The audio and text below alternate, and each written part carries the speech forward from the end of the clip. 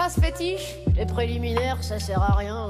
Bah va glisser sur le toboggan de la piscine quand il a pas encore été mouillé. Dans cette vidéo, Élodie Pou répond aux haters qui disent que les préliminaires ne servent à rien, en les invitant à glisser sur un toboggan de piscine encore sec pour vérifier. Bon visionnage et pensez à vous abonner. Mourir après minuit. Ceux qui croient à tous les complots, même les plus farfelus. Ceux qui sont persuadés que le week-end, Emmanuel Macron et sa femme Brigitte, Jean-Michel,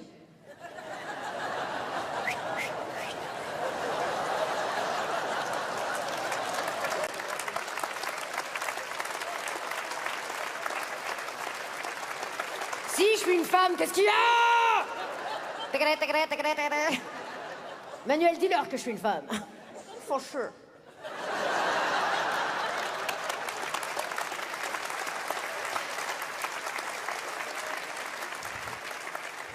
Encore recevoir un colis. Je saurais d'où il vient celui-là. À pas confondre avec les anti-vasques qui vont dans les Leroy Merlin pour péter les lavabos.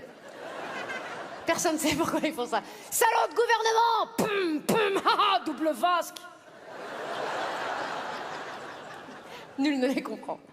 Dans les antivax chelous avec des pseudos chelous, genre passe nazitaire. À l'époque du pass sanitaire, il y en a une, elle s'appelait passe nazitaire. Elle m'envoyait des méchants messages sur les réseaux, parce qu'en fait, j'avais mis une photo de moi sur les réseaux pour dire que je jouais. J'étais dans le train, j'avais mis une photo de moi où j'étais dans le train, parce que je prends le train pour aller jouer partout en France. Hein. J'ai essayé à pied. J'arrive après la date. Ça décale toutes les dates, c'est chiant.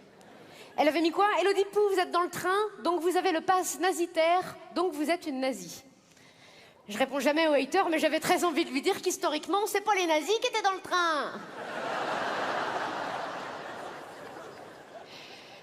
Elle aurait pas compris, il faut avoir la ref. Je réponds jamais, mais j'aime bien réfléchir. Tiens, si j'avais répondu, qu'est-ce que j'aurais répondu? Tu vois, cérébralement, c'est intéressant. C'est mon sudocon.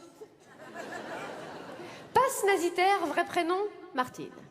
Photo de profil, c'est jumeau. Paco, mais glaucome. Qu'elle n'a jamais fait vacciner contre quoi que ce soit parce qu'elle croit, parce qu'elle sait qu'il y a du plomb, des puces et la 5G dans les vaccins, et ça, c'est la vérité. ER. Ils sachent. Ils croivent sachoir. Deuxième par ordre de préférence à mes yeux, le hater complotiste platiste. Ça, c'est ceux qui sont persuadés que la Terre est plate, hein, déféquant ainsi allègrement sur 200 000 ans de recherche scientifique. Pseudo Copernic ta mère. Photo de profil, Jane Birkin.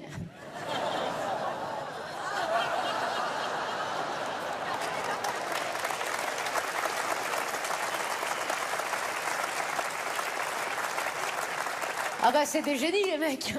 Ah ouais, pourquoi dans Planète il y a plat? Bah parce que dans Uranus il y a anus. Je sais pas, démerde-toi avec cette information, j'en sais rien. C'est des génies. Leur mère, elle n'a pas accouché, elle a frotté une lampe. Frottez, madame. Oui. La Terre est plate. C'est bien, marche jusqu'au bout, puis saute. Oh. Le hater misogyne, très présent sur les réseaux sociaux, pseudo, toutes les mêmes. C'est bizarre de comparer toutes les femmes de la planète quand on n'en a eu qu'une et qu'elle était gonflable. Photo de couverture, une couverture. Il n'a pas compris la consigne, il est complètement con, celui-là. Voir une photo de ma couverture. Aïe. Phrase fétiche, les préliminaires, ça sert à rien. Bah va glisser sur le toboggan de la piscine quand il n'a pas encore été mouillé. Tu verras, ça sert à rien.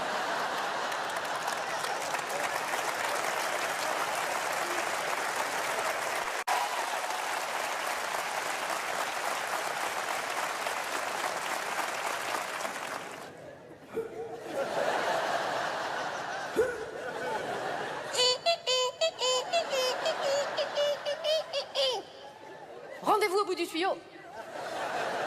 Le hater misogyne, son occupation favorite, dire aux femmes qui portent des jupes que la jupe est trop courte. Nota bene, l'homme qui reproche aux femmes d'avoir quelque chose de trop court a bien souvent lui-même le même problème. La hater mère parfaite. Très représentée, trop représentée sur les réseaux sociaux. Pseudo. Mes enfants, ma vie, mon œuvre. Photo de profil, ses enfants, sa vie, son œuvre. Quand tu vois la gueule de l'œuvre, t'as pas envie de visiter le musée, hein. Alors elle est contre toutes les éducations qui ne sont pas la sienne parce que elle sait. Nourriture faite maison, cours de musique en allemand, jouer Montessori au bois, et pas nourriture faite maison, hop là, je vais la refaire, ils couperont en montage. Attention, c'est parti. Allez, vas-y, ouais, vas-y, applaudis, comme ça je réfléchis à qu'est-ce que je voulais dire. Merci. Après, il faut faire ma galère, la moto, c'est la musique, c'est ma chérie. Après, c'est pas tout, la gauche, je vais dire... Enfin, arrêtez-moi de là. Mélodie Pou. Je le fais bien. J'ai pris énormément de drogue avant de venir. Parce que elle sait. Nourriture faite maison, cours de musique en allemand, jouer Montessori en bois et pas d'écran avant 12 ans. Ah voilà, c'est ça. C'est ça. La hater, mère parfaite. C'est pas des enfants qu'elle élève, c'est des purs sang arabes. Elle, dans 2 semaines, elle est en burn-out parental. Et ses enfants bouffent le Nutella à la petite cuillère devant la pâte patrouille. Bienvenue dans le monde réel, Patricia.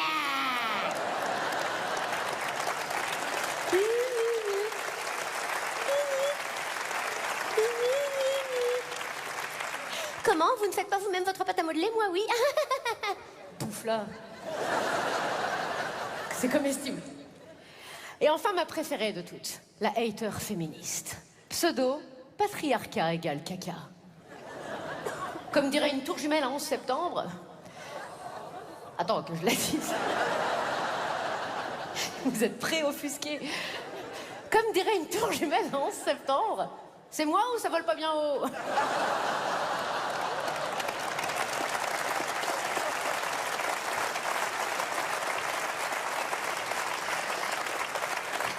Elle pique un peu, mais je l'aime bien. J'aime bien parce que le cœur, il fait « oh ». Et le cerveau, il fait Alors elle est féministe, mais là-haut. Elle est au féminisme ce que Greta Thunberg est à l'écologie. C'est-à-dire qu'à la base, le discours est intéressant et même essentiel, mais au bout d'un moment, tu te demandes si les tresses ne seraient pas trop serrées.